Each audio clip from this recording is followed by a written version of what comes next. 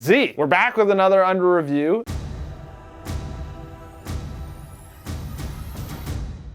We're going to talk about all the trades that just happened. Yes. What else is there to talk about? This is the perfect time of the year, you know what I mean? And you're back in there. You're all excited again. Some teams did really well. A couple teams did really poorly. And then most of the teams were like, whatever. Yeah, there's a lot of teams that either just like didn't really need to make a move, so they didn't, or they made moves and it really didn't amount to that much. Basically, we created a little way to rank these. Highly scientific. We like to call it the poo scale. Yeah. So you'll see here, Pooh Bear. All right, so this is how our scale works. Very top, you got the exquisite Mad Lad maneuvers. Oh yeah, you can see that's a very classy move there with the monocle. The next one down, it means you've made some interesting moves. Not quite the monocle. You had my interest. Curiosity. But now you have my attention. Is that the line? Embarrass yourself like that in front of all those goddamn people. Then you got the meh. Pooh sleeps. Again, these are highly scientific. Don't look too into it. And then the last one's just literal poo. Yeah, we'll reveal that one first, and we've got the Washington Capitals, the Buffalo Sabres, and the Anaheim Ducks. One of those teams isn't surprising. The other two might be. Why don't you go ahead and start with the Caps? Why do you think the Caps belong in the poo tier to you? I mean, it's tough, because like Anthony Mantha's a great player, but I can't find a single metric that really says he's better than Jakub Vrana. I think they're both really good players. Like Jakub Vrana gets way less ice time than Anthony Mantha. Anthony Mantha plays for a way worse team. So I think like their struggles kind of even out, and like I think they're pretty much a wash. But then the Capitals also gave up a first, a second, and like Richard Panik. It feels like a crazy overpay for me. Maybe they just know something about Anthony Mantha that I don't, and he's just going to click with that team. An NHL team knowing more than some bum doing a YouTube video? No, okay. I would say they make more dumb decisions in the NHL than they do smart decisions. So I do not feel bad about calling them out. As for the Ducks, you're a little surprised since they didn't really do all that much. And that's exactly why. They had two hot cars on that lot, in Raquel and Manson, and they did nothing with them. Next year, they're going to be on the last year of their contract. And they're going to be UFAs, which just means that their value went down, at least in the trade market. That one's the one with a little bit of bias in it, because I think we just wanted them to move guys and they didn't, so we were pissed. This is a TV ratings-based thing. And then the third one, it's the Buffalo Sabres. For all of their assets that they traded, they didn't get a single first-round pick. I hear what you're saying with a first-round pick. Hall explained why their haul would suck. He pretty much directed himself towards the team that he wanted to go to, you'd think. At least that's what it sounds like from his quote. And I guess you're just not going to get as much as you could if there's more of a bidding war. I get that. I do. But, like, don't you kind of just go to Taylor Hall and be like, okay, then we'll keep you in Buffalo? Yeah, I know, by the way, I agree. This was not me defending that they shouldn't be in that tier. It still sucks. Put some pressure on the guy, man. Like, they traded him the night before. They didn't even, like, go to the deadline and be like, hey, yeah, that's the we might keep you here, pal. Why didn't they wait? I don't know. And, like, Bjork, I don't think is a difference maker. He is a difference maker. If you're talking about how your eyes work in relation to how it sees things. Anders Bjork kind of brought forward a theory of colors. Nobody really understood what you were saying, but you kind of just thought it was totally right. Each individual's eye has a cornucopia, and it differs greatly. So my theory explains the evolution of colors and how they differ in each human eye. All right, that wraps it up, folks. I feel like he read the oatmeal comic on mantis shrimp. I don't know if you've ever read that. Mantis what? Yeah, it's like, so they have like 16 cones in their eyes, whereas humans only have 4 cones. A cat or a dog has like 2 or 3 cones. How many colors you can perceive like in the world? Like a mantis shrimp can perceive 4 times. They can just perceive way more color, or it might even work more exponentially than that. I don't know. Guys, are we all done here? We're done. It's cool though. Okay. Go check out the comic. Shout out the oatmeal. I don't know what you're talking. Oatmeal. I don't even know when you brought up that word. I'm so confused. We're moving on. Shout out Melody Martin who found that video. Yeah, she's probably a more relevant person to shout out. Okay, so now let's reveal our next tier. It's the meh tier. It's a mixture of teams that, you know, either the trades you made were kind of underwhelming or you didn't really do anything. The Canucks, they kind of belong in a tier of their own because, like, just COVID-wise, there's a whole bunch of questions in the air there, so they kind of belong in a tier of their own. Now let's reveal our next tier, and it's kind of, we've got the Islanders, Oilers, Leafs, Flames, Blackhawks, Devils, and Habs as all kind of basically interesting deals. I don't think they're like massive wins. They could be promising. I don't know if you did that on purpose, but the Islanders being at the top, I think that makes sense. Kyle Palmieri was probably like the biggest asset you could get in Once this trade Raquel deadline. I didn't don't move. know. And then the Oilers, you get Kulikov, you get a D-man. That one's the closest to the Met, if I'm being honest. Honestly, should we move them down? We should move them down. And if I'm being honest, I feel a little bad for the Ducks. I feel like we should move them into the Met too. Okay, we fixed everything. We fixed everything that you were just yelling at Yeah. your screen about, we fixed it, so don't worry about Yeah. that. And then obviously the Leafs one, I don't know, like obviously they got Big Save Dave, they got Nick Foligno. I think they overpaid for Foligno a little bit, but I will say, I met Nick Foligno at his charity tournament. I would say he's the nicest NHLer I've ever met. Here's a question for you though. Do you think that like actually the Leafs are included with a bunch of other teams that just kind of underrated Hall after everything that's happened in the last couple of years and just like weren't interested in the move? Or do you think the Leafs are just like, nah, Foligno like fills more of a need for us and we're gonna go for him? They didn't get much for a Hall. I don't know, we don't know, but do you think he would have just been like, nah, the Leafs aren't on my list? My only way to rationalize it, and it's not just from a Leafs perspective, I was shocked the Islanders, Avs, Penguins, Oilers, and like the Hurricanes didn't actually make more of a move for him. And so while I am a little Especially surprised, the it Avs. really makes me think that it was more about him deciding where he was going. Let's move on to our final tier. It's that exquisite mad lad tier. Yeah, and if you're anything like Sherlock Holmes, you know who's in this tier already. That's how you deduce, baby! It's the Bruins, the Red Wings, and the Blue Jackets.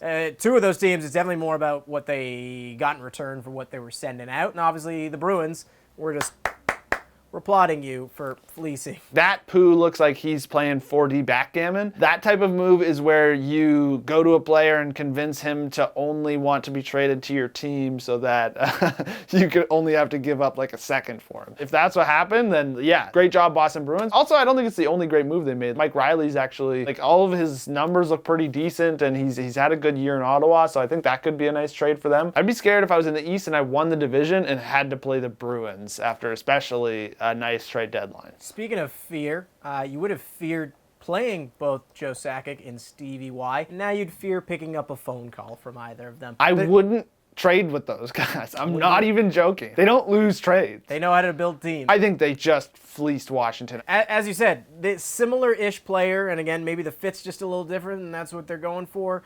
And then you get a first-round pick. It's just like a good deal. Like, did Washington think of this? Because if I'm Detroit, it's one of those ones where you don't even, I wouldn't even think about going to someone with this because I'd be like, that's insulting. Add in the fact that Stevie Y's out there just like being like, yeah, I got cap space. You want to send me a pick? I'll take your cap. He did everything he could well on this day. Shout out Stevie Y. You know what he's doing right now? He's doing the signature Stevie Y jump. What the hell was that? And then the third one is Columbus. Look at Columbus. So inspirational, bro. Getting 2 firsts for David Savard and Nick Foligno. That's a nice haul and some extra stuff too. Proud of the Columbus Blue Jackets. I'm going to give like a little bit of applause for not making certain moves too, because all that Line A stuff, Jesse got in my head. I don't know if there ever was any real rumors about that. My guess, no. I looked everywhere on the internet and I'm like, is that a thing? Is like did someone say that? Is that out there? Couldn't find a lick. Made it up. All right, well, that's the list. Again, just congrats to the Red Wings because I know you don't win draft lotteries and you don't win games, so at least you win trade deadlines. I'm going to be honest though. One thing I missed this year, kind of similar like how they do deadline day in soccer, it's when they got someone standing at the training ground. Someone's going to burst through the door and be like, he's gone! I got to move all Taylor Hall stuff right now. You're blocking the door. Z, actually, I'm happy you brought up that you wanted it to be more like soccer because I'm going off the board. This is kind of a late addition to Don't Think, Just Tweet. I saw this earlier in the day and there was basically on TSN for Trade Center, they did a thing where they were like, what if NHL trade deadline day was like European soccer transfer market? And all the transfer values. Yeah, absolutely. So best part of Trade Center is the panel. They just come up with wild stuff because not a lot of stuff happens on the day. We're just out here trying to entertain you. I'd never thought of this before. And it's funny, but when you think of soccer, like you know how to attribute value purely just by dollar. $200 million for Connor? Okay. My tweet on this whole transfer market list. I'm actually going to steal one of your sayings. I have sayings? Don't overpay for goaltending. Vasilevsky, you're out here trying to become the new Keppa, even though that's not possible because Keppa is actually garbage. No! There is no way that any goalie is worth anything close to Nathan McKinnon. Didn't they pay $500 million for the Vegas franchise? Is Connor McDavid worth 2/5 of a franchise? Is that what they mean by franchise player? Oh, actually, wait a second. The Matthews one actually does make sense, though, because that's probably how much his new NFT is going to go for.